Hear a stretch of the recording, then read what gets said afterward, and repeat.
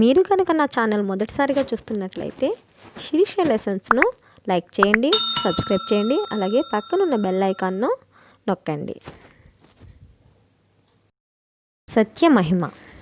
ఒక పల్లెటూరిలో కల్లా కపటం లేని ఒక బీదవాడు ఉండేవాడు. అతను కట్టెలు కొట్టి అమ్ముకొని సత్యాన్ని చక్కగా పాటిస్తూ జీవించేవాడు.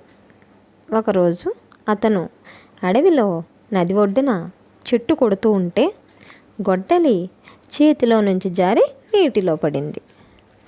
అయ్యో దేవుడా, నా గొడ్డలి నీళ్ళల్లో పడింది, నేను ఎట్లా బతకాలి?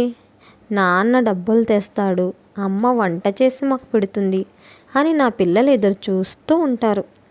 నేను వట్టి చేతులతో వెళ్తే వారికి ఆకలి ఎలా తీరుతుంది అని బాధపడ్డాడు.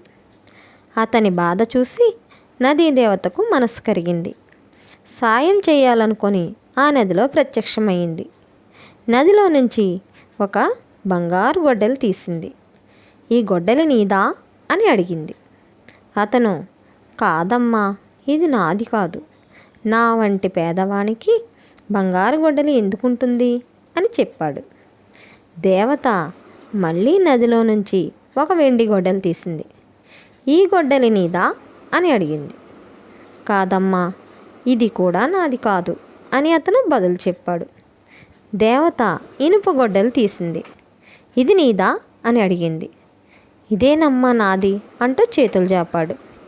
నదీ దేవత అతని నిజాయితీని మెచ్చుకొని అతని ఇనుప గొడ్డల్ని అతనికి ఇచ్చింది.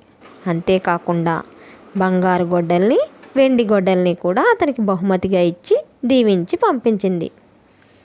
కాబట్టి మనం ఎప్పుడూ నిజాయితీగా ఉంటే ఖచ్చితంగా మనకి దేవతల యొక్క దీవెనలు ప్రతిఫలిస్తాయి. అర్థమైంది కదూ?